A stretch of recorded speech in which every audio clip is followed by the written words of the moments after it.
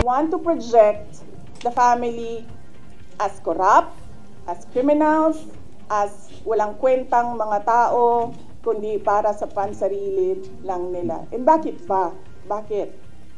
And all because, sabi ko nga, sinabi ko na dati, we are a threat to the perpetuation in power of people na interesado maging, sabihin na natin Prime Minister, kung matuloy yung niluluto nilang tsa-tsa, o President, kung hindi maluto yung tsa-tsa nila.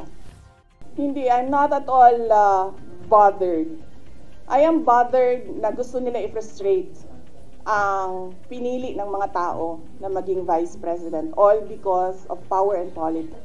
Pagpaalisin nila ako dito, or impeach nila ako, hindi kawalan sa akin ang posisyon na Vice President.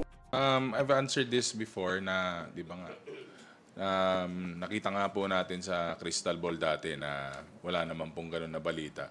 Pero siguro, i-identify na lang niya yung mga friends niya na nagsabi para yung mga friends niya ang magsabi kung tama po yung mga nakukuha nilang informasyon mula sa grapevine. But dito po sa House of Representatives, wala naman pong ganun na napag-uusapan.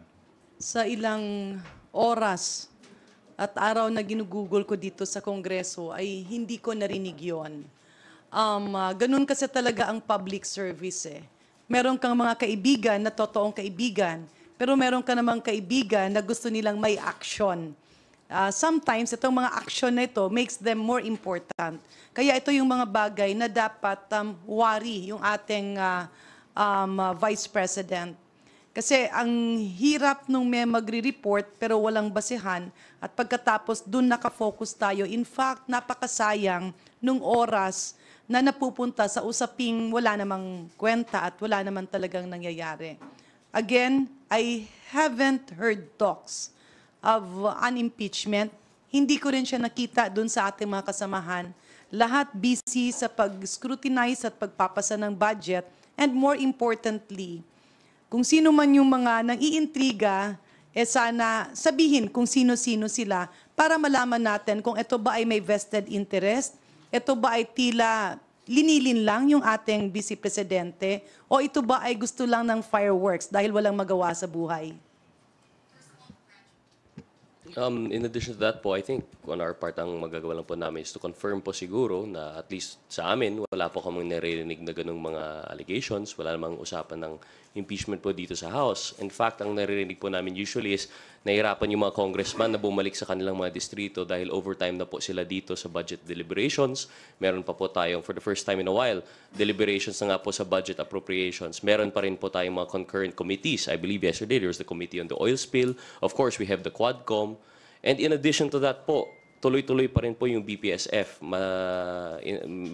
There is quite the coordination po between the executive and the district representatives yung sa legislation. If you'd recall po, we had the BPSF Agent Summit nung Monday and there was recognition po ng part ng Congress po doon na bilang representatives mga tao in their districts, sila po yung nagiging agent together with the executive sa pagbaba ng BPSF. So I think doon pa lang po sa BPSF, sa House deliberations, plus yung ongoing committees, napaka-busy po ng mga congressman, congresswoman po natin dito.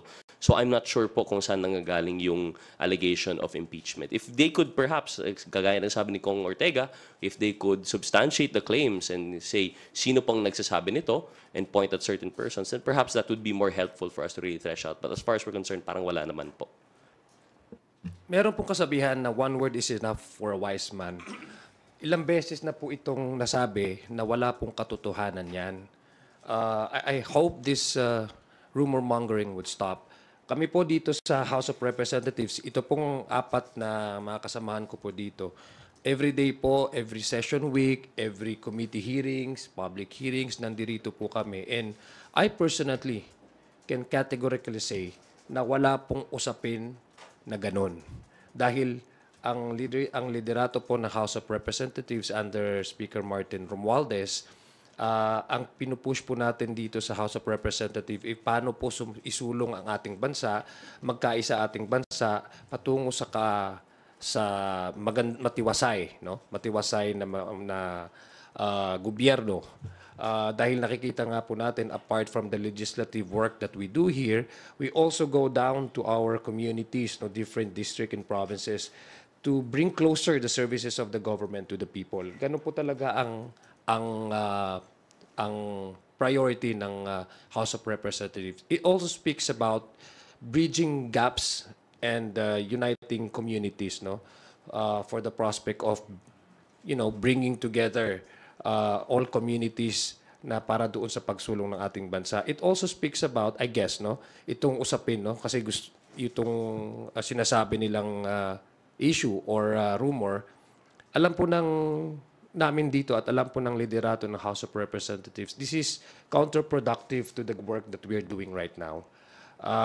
Itong usaping impeachment, alam po natin, no?